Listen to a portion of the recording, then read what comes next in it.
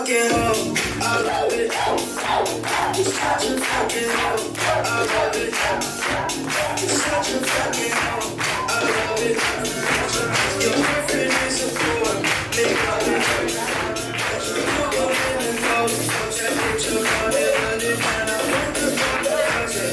Your sister, I don't know nothing. My niggas can't hear her. Look like her. Look like I know when I got fish to swim. What's the time for things? No Pacific drink. Shit that rise.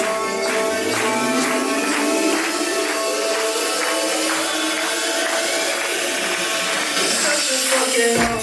I love it. Estamos de volta com o nosso Pelé!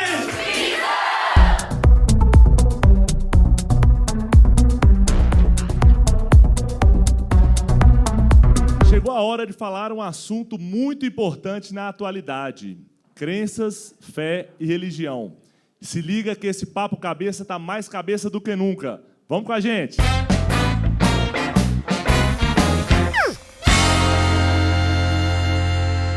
Quero convidar aqui comigo o reverendo bispo Dom Adair José Guimarães.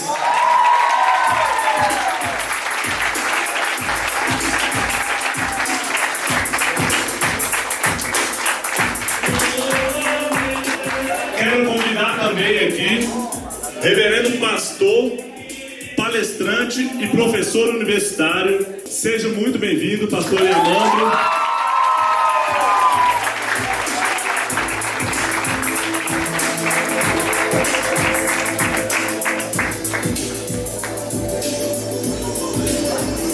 Gente, antes de começar esse papo cabeça, eu quero agradecer de coração vocês terem aceitado esse desafio, né? A gente sabe que hoje mais do que nunca a gente precisa desse papo ecumênico para tirar todas as dúvidas dos nossos jovens e adolescentes. Então, muito obrigado de coração. Eu estou nervoso porque vocês são pessoas muito importantes, né? Até minha vozinha está ali presente por causa de vocês, não por causa de mim, pode ter certeza. Então, muito obrigado, tá? Sejam bem-vindos. Pessoal, para começar esse papo cabeça, nós aqui no Visão, a gente sempre traz alguns escritores, principalmente para a educação infantil e para o primeiro ao quinto, escritores que os alunos fazem um trabalho com um livro de escritores. Então, no bimestre tem o desenvolvimento do livro e a gente traz escritores para confrontar com os alunos.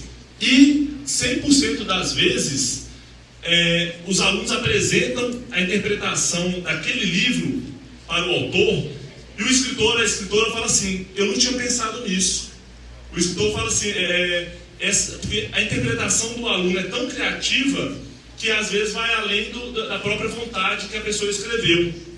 Então, o que eu queria perguntar para vocês, para a gente começar esse papo cabeça, baseado nisso, a gente pode afirmar que a Bíblia ela é interpretada de várias maneiras diferentes, e até mesmo na tradução, porque são muitas línguas, né? É o livro mais vendido no mundo. Então, essa interpretação diferente pode vir a ter maneiras e opiniões diferentes? Primeiramente, uma alegria imensa estar aqui, recordando também meu tempo de escola, colégio. A gente passou por esse processo que vocês agora passam. Muito obrigado por essa oportunidade. Pensa.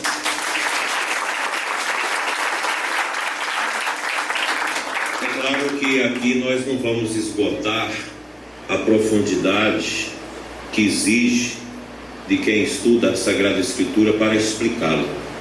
A Bíblia é um livro maravilhoso, que é um conjunto de livros, é uma biblioteca, com textos que às vezes diferenciam em até 1000 ou mais anos de um para o outro. Primeiramente, a Bíblia ela não é um livro de ciência, ela é um livro de verdades religiosas. Por isso que não pode você querer usar a Bíblia para defender conceitos científicos. A Bíblia ela é um livro que trata de verdades religiosas sobrenaturais.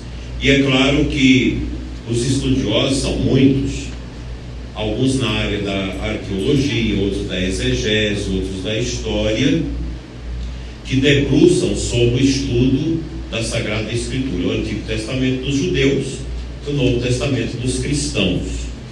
E é verdade que muita gente interpreta a Bíblia do jeito que bem quer, e não é essa a finalidade. Eu acho que cada um, para nós religiosos, a gente entende que necessitamos do auxílio do próprio Espírito Santo, o Espírito de Deus, para que nós possamos aurir, tirar de dentro da Sagrada Escritura esse alimento espiritual para a nossa vida. Eu particularmente gosto imensamente da Sagrada Escritura e me ajuda muito. Eu penso que as verdades que contém o ensinamento bíblico, que para nós, tanto os judeus quanto os cristãos, nós entendemos que foram revelações de Deus na pessoa daqueles que agiograficamente escreveram a Bíblia, e essas mensagens, elas nos ajudam muito. Quantas pessoas que já me disseram, quando eu comecei a ler a Sagrada Escritura, fugiu da minha cabeça a tentação do suicídio. Aí eu era uma pessoa que não dava conta de dominar a mim mesmo.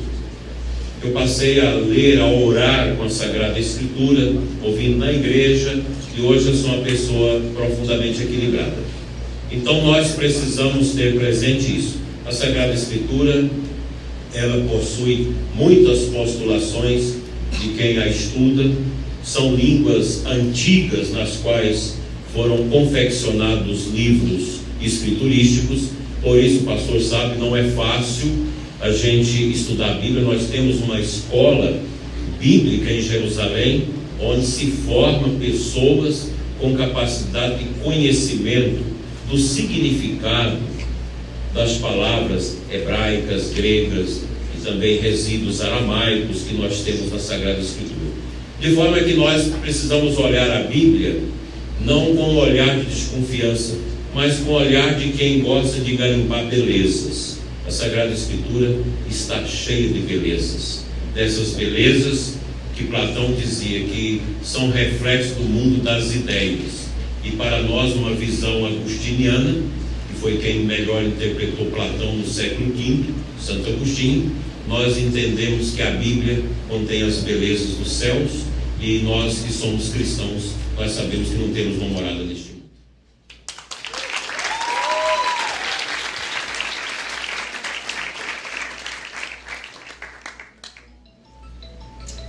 Boa tarde a todos. É uma honra para nós estarmos aqui nesse momento com vocês, tá? Depois dessa aula, o que dizer? Vejamos, a questão da interpretação da Bíblia, existe uma linha chamada interpretação da teologia popular.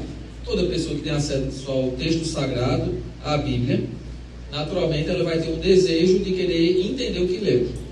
Mas na teologia, como o nosso Dom Adair acabou de falar, existe a ferramenta da teologia chamada exegese, que é a arte de interpretar textos, especificamente na teologia, textos bíblicos, para que a gente não queira dizer o que ele não está dizendo.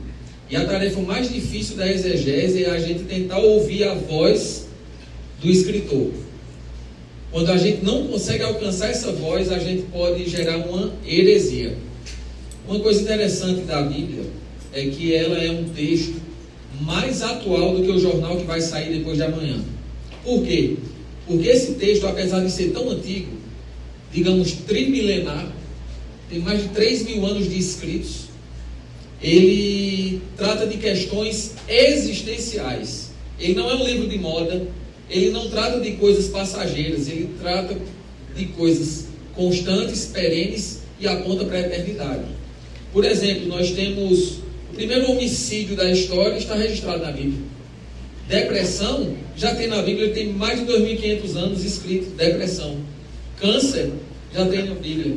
Então, quando nós temos acesso à palavra de Deus, nós vamos perceber que ela trata das crises existenciais humanas, mas ela também aponta a solução.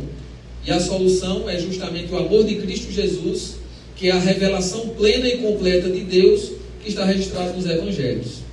Portanto, quando nós vamos até a palavra de Deus, bem disse o Dom Adair, nós temos o auxílio do Espírito Santo, ou como os irmãos católicos dizem, do Santíssimo Espírito, que nos orienta a entendê-la.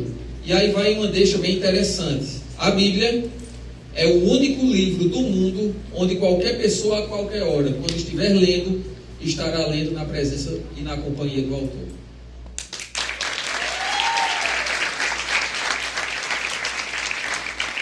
Gente, que prazer, que riqueza estar aqui do lado de vocês. Realmente esse papo cabeça está demais, viu? Muito obrigado. Vou passar então agora a pergunta para o auditório. Então, assim, uma pergunta para o Armando. Bem como o senhor falou, que tem muitas pessoas que na Bíblia tem respostas para o futuro, e também antigamente já estava muito escrito que ia acontecer depressão, que ia acontecer todos os problemas que temos na atualidade. Então, assim, por que o senhor acha que tem muitas pessoas que ainda não acreditam na Bíblia? Como é teu nome? David, excelente questão. Um dos motivos que leva as pessoas a não acreditarem na Bíblia é justamente a desconexão de muitos que professam uma fé que não vivem. É a desconexão da fé e da prática. Muitas pessoas são falsos cristãos, falsos seguidores. Automaticamente tira-se a autoridade do que a Bíblia nos diz. Para você ter ideia, tem um teólogo, ele é carioca, mas mora agora aqui em Brasília. Ele diz uma coisa interessante, ele diz o seguinte, que aquilo que alimenta os olhos não mata a fome da alma. Por isso que Jesus diz, eu sou o pão da vida. O pão da vida é justamente a gente perceber que ele alimenta uma área em nós que os smartphones da vida, uma roupa de marca, os bens materiais que são bons e necessários, tá? Mas isso não vem a substituir a presença de Deus na vida, porque ele é quem dá sentido ao existir. Então muitas vezes as pessoas desacreditam tanto por uma influência, melhor dizendo, de uma desconstrução político-filosófica social instalada na humanidade de uns 60, 70 anos para cá, não é isso, Tom? Desconstrução social de tentar tirar Deus da sociedade, automaticamente desestrutura-se a família e o ser humano, porque o ser humano sem Deus é oco. Tem até uma obra de arte chamada La Mélancolie, foi um francês que fez e mostra ali naquela obra de arte um homem de cabeça baixa e um buraco bem grande no centro do seu peito, mostrando que o homem sem Deus é apenas homem, mais nada, passageiro e finito. Mas o homem que tem Deus, que considera as palavras de Deus escritas no livro chamado Bíblia, esse vai com certeza ter mais respaldo para viver e para encarar as agruras da vida. Até porque a nossa existência é finita e no infinito a gente encontra respaldo para poder existir e para ser. Porque passar por aqui sem fazer diferença é apenas existir, mas Deus nos chamou para viver.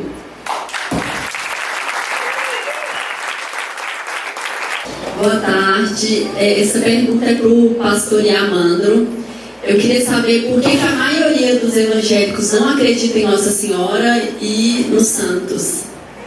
Excelente pergunta. Como é o nome da senhora? Juliane. É a esposa do senhor, né? Vamos lá. Uma pergunta bem interessante e vale ressaltar que a gente acredita sim. A gente muitas vezes é taxado porque tem alguns que são os mais extremistas que desrespeitam e que desmerecem. Não se pode desmerecer.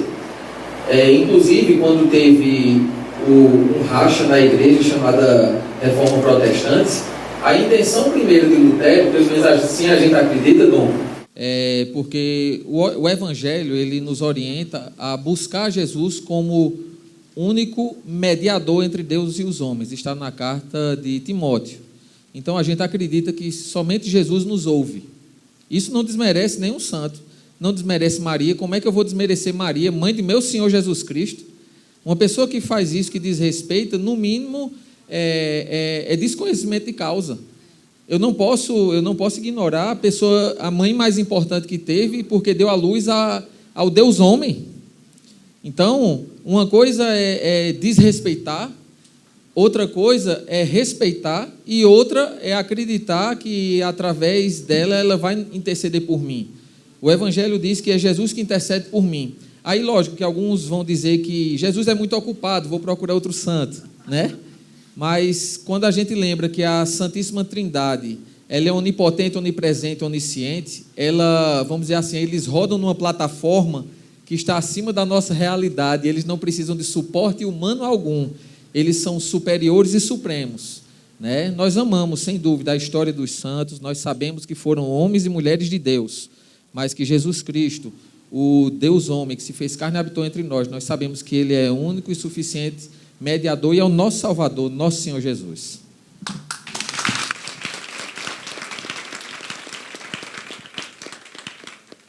A minha pergunta é para qualquer um e eu queria saber se vocês acham que no mundo ocidental o conceito de espiritualidade é válido ou ir à igreja, ter uma Bíblia em casa é uma mera tradição.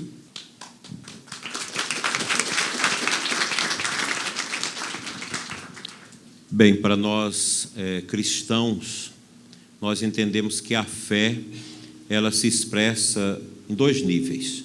No nível pessoal, eu na minha casa posso fazer minhas meditações, minhas leituras bíblicas, mas isso tudo deve convergir para a dimensão comunitária. Daí a importância da comunidade cristã. A comunidade cristã é um lugar onde os irmãos aprendem juntos, partilham, servem e assim por diante. Nós não podemos, como cristãos, entender a espiritualidade meramente intimista, meramente pessoal. Nós precisamos uns dos outros. A igreja cristã nasceu assim, ela nasceu nas casas. A igreja, no início, ela era chamada de o caminho.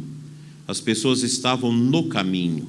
E o cristianismo nasce com nosso Senhor Jesus Cristo, com os apóstolos, é uma primeira comunidade, e o cristianismo é a expressão de uma fé também comunitária, que não nega a necessidade da espiritualidade pessoal. É assim que eu entendo.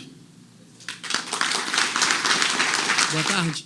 Eu quero fazer uma pergunta direcionada ao pastor e ao bispo, por favor. Talvez até para provocar uma discussão interessante aqui, que tem muito a ver com a responsabilidade social. Essa ideia de maniqueísmo sobre aquele bem e mal, parece que é meio perceptível no mundo de hoje. Por mais que as pessoas ficam nessa discussão entre igrejas diferentes, pensamento diferente, o bem e o mal ficou uma coisa meio relativista. Uns falam que sim, outros falam que não, mas a pessoa às vezes, matou um ali, tinha que matar esse cara, tinha que torturar esse cara. Eu acho isso angustiante. Só a pergunta: qual o ponto de vista de vocês sobre a questão dessa coisa velada, mas que existe muito hoje, o maniqueísmo na atualidade? Como vingar o amor e o bem?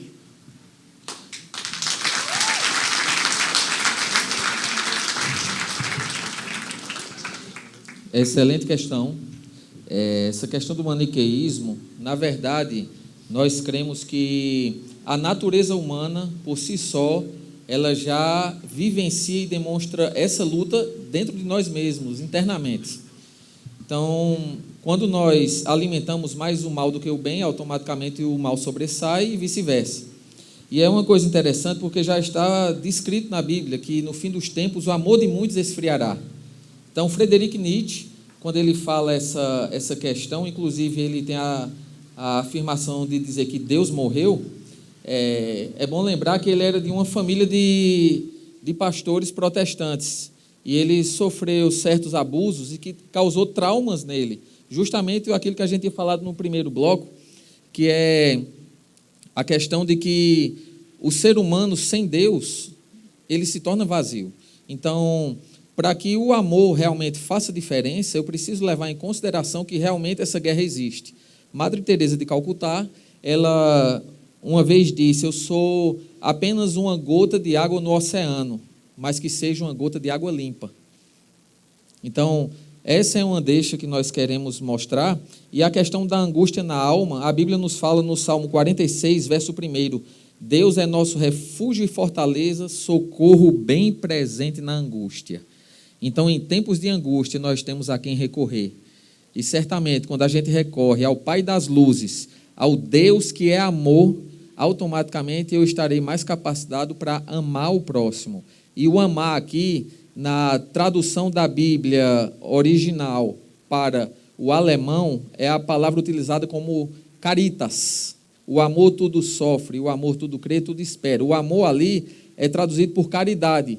Qual a diferença do amor para a caridade? O amor é abstrato, eu não sei alcançar. Mas quando eu digo é caridade, eu sei que é o amor praticado. E é isso que Deus espera de nós. Eu quero começar com Blaise Pascal, um grande filósofo, e terminar com Frederico Nietzsche, com um pequeno pensamento.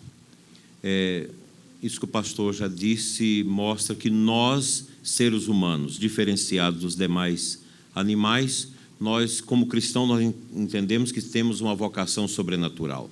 O ser humano não se encerra na matéria. Nós somos transcendentes. Blaise Pascal, filósofo, me parece francês, ele diz que dentro do ser humano existe a besta e o anjo. O anjo representa essa dimensão do bem, que é um nascedouro que está no coração do homem. E a besta é essa dimensão do fechamento, que o Novo Testamento chama de sarx, no Antigo Testamento também chama de sarx, a carne, essa dimensão obscura que todos nós trazemos dentro de nós. Eu entendo que o ser humano é chamado a alimentar o seu anjo, a sua dimensão transcendente, a sua fome de eternidade, e deixar de dar o alimento à besta. Porque a besta é a dimensão da carne, é a dimensão da inclinação para a não vivência das virtudes, que pode nos levar às drogas, à tristeza, às misérias e todas as complexidades. Frederico Nietzsche, ele trabalhou a ideia do Superman, do super-homem, o homem que supera tudo e que mata Deus. E ele diz, eu matei Deus. Nietzsche chegou a dizer que para não ser crente, para não crer em Deus, basta ir à igreja e escutar o que canta na igreja. Certamente a igreja que ele conhecia cantava muito mal, porque hoje em dia os cantos das nossas igrejas atraem muitas pessoas. Mas concluo dizendo da atitude de um gaiato em Nova York.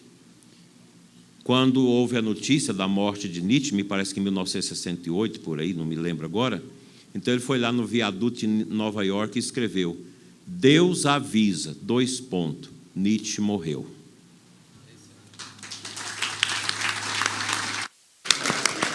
Eu tenho uma dúvida, assim, seria mais questão de nomenclatura, porque assim, a gente escuta muito pessoal falando como, eu sou crente ou eu sou evangélico, só que assim, a gente entende que crente é todo mundo que crê em Deus, ou que crê em algo. Evangélico, todo mundo que lê o evangelho. Aí alguns falam, não, o termo correto seria protestante, já que houve a reforma protestante contra a igreja católica e a religião foi criada. Qual termo a gente deve referir? Eu não sei. Não, eu acho o seguinte, eu acho que nessa linha, nós cristãos, hoje há todo um trabalho que é feito, não só da parte da igreja católica, mas também das igrejas da reforma, que esse trabalho para a gente se entender, para nós não ficarmos digladiando, não é briga religiosa que vai levar ninguém para a salvação. Então, eu acho que são nomenclaturas que não sei se diz muita coisa, né? Eu acho que todos nós somos crentes. Exatamente. Agora, é um crente da reforma, é um crente católico, é um crente ortodoxo, é um crente oriental, sei lá. Tem tanta... o cristianismo, ele é uma beleza, porque é uma grande colcha de retalhos. E todos os lugares têm o cristianismo, e só nossa igreja, nós temos 23 ritos diferentes. Aqui no Brasil, nós temos o rito romano, mas nós somos 23 ritos da missa.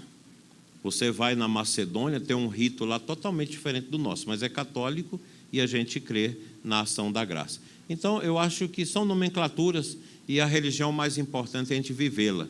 Na direção do amor, que o pastor diz, eu acrescentaria a palavra grega chamada ágape, que é o que expressa o amor de Cristo, que está muito bem retratado naquela tradição cristã do Oriente, que pega o pelicano para representar Cristo. O pelicano, quando ele tem um sangue muito forte, muito nutriente, com muitos nutrientes. Quando ele não consegue achar alimento para os filhotes, ele rasga o peito, derrama o sangue no bico dos filhotes e ele vai buscar o alimento longe, para não ter perigo dos filhotes morrer. Então, na imagem do pelicano que rasga, que derrama seu sangue para dar a vida, para combater a morte, nós vemos o ágape, o amor de Cristo, o amor de Deus por nós. Na verdade, alguns anos atrás, eu li uma matéria na Super Interessante que colocava a respeito da data do nascimento de Jesus. Então, a matéria se chamava assim, Jesus não nasceu no Natal. E, de lá para cá, a Bíblia é um livro de cabeceira, gosto muito de ler a Bíblia, traz uma riqueza sem precedente. E eu queria perguntar, por que foi escolhido pela igreja o dia 25 de dezembro como nascimento de Jesus, sabendo que não existe precisão a respeito da data dentro do Evangelho de Lucas e Mateus, que é onde é mais abordado, né? Então, por que a escolha do 25 de dezembro como dia do nascimento de Jesus? Pelo que eu estudei, que a gente lê, nós não sabemos o dia que nasceu Jesus. Os romanos eram um povo pagão, com seus deuses, com todas as suas crenças, e o cristianismo emergiu dentro dessa realidade. E o cristianismo veio com uma força, com uma novidade tão bonita, que Jesus é o mesmo ontem, hoje e sempre, nunca envelhece. É o mesmo, as coisas antigas são sempre novas. E os romanos tinham uma crença no Deus Sol. E eles celebravam o dia do nascimento do Deus Sol, que era 25 de dezembro. Então, os cristãos passaram, pelo que eu estudei, a celebrar o nascimento de Cristo no mesmo dia do nascimento do Deus Sol, dos pagãos romanos. Porque no Apocalipse de São João, nós temos uma descrição muito bonita que fala que Jesus é o sol de justiça que irrompe sobre o mundo para trazer a sua luz. Então, me parece que é plausível que essa tradição da celebração do Natal vem em razão disso. Mas não se sabe, com certeza, qual foi o dia que Jesus nasceu. Eu acho que ninguém, nenhum estudioso, daria conta de precisar isso. A gente vai à Terra Santa, que é uma coisa tão linda, os lugares onde Jesus viveu, onde nasceu, onde foi anunciado aos pastores, aqueles lugares ainda muito bem conservados, graças à mãe de Constantino, Santa Helena, que foi convertida e foi à Terra Santa depois da conversão do marido e pôde arrumar os lugares onde mais expressivamente Jesus viveu. Mas nós não sabemos o dia. Okay. Pastor Amando. E cumpriu uma profecia que está no Antigo Testamento, uma profecia praticada e vivida pela Guerra dos Macabeus, onde todos os dias os sacerdotes tinham que alimentar a lamparina que ficava no altar, para não apagar a luz do altar que simbolizava a presença do Espírito de Deus. Hoje, na Igreja Católica, temos a luzinha vermelha lá acesa, mostrando que a presença do Santíssimo está ali naquele lugar. Então, o que é que acontece? Ontem, os judeus continuam com a lâmpada sobre o lugar da palavra. O lugar da palavra.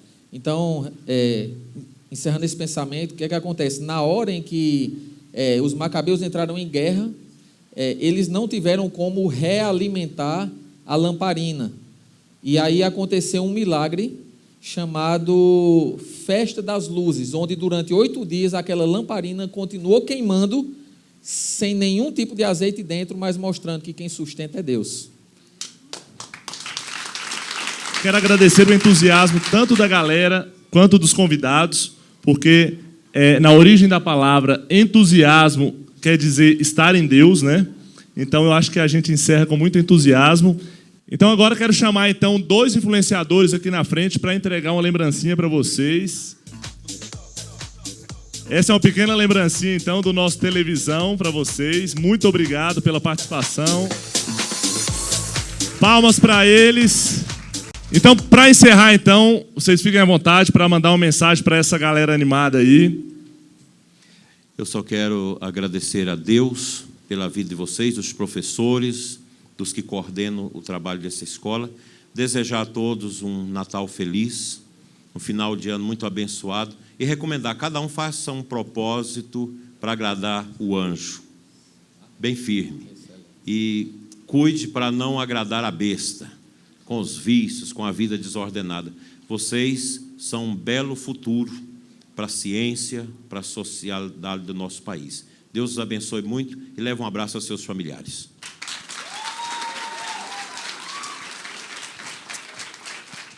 Eu quero agradecer pela oportunidade em nome da Primeira Igreja Batista aqui em Formosa, tá? E queria que vocês, que são jovens, tivessem sede de Deus. Eu quero deixar para vocês meditarem na ideia de cristianismo como sendo algo acima de religiões. Em que sentido? Os 3 termos que definem religião, eles são limitados em si. Religare, relincere, relegere. Religare é o homem religando-se a Deus, é esforço humano. Relincere é relíquia, é tornar Deus algo precioso, é bom, mas é um esforço humano. Relegere é reeleger Deus como meu Deus, é necessário e importante, mas é esforço humano. Cristianismo não é nenhum desses 3. Cristianismo é: e o menino Deus se fez carne e habitou entre nós. É esforço divino em busca de quem não podia nada. Então, que vocês tenham um final de ano maravilhoso, que vocês busquem a esse Deus, porque Ele dá sentido à existência, na certeza de que a luz do mundo veio até nós, porque estávamos em densas trevas. E diz a Bíblia, aquele povo que estava em densas trevas viu uma maravilhosa luz. Jesus. Muito obrigado. Então, assim a gente termina o nosso bloco Papo Cabeça. Semana que vem tem um bloco Like Who. Valeu, valeu. Tchau, gente! O amor é feito de paixões e quando perde a razão, não sabe quem vai machucar. Quem ama nunca sente medo de contar seus segredos.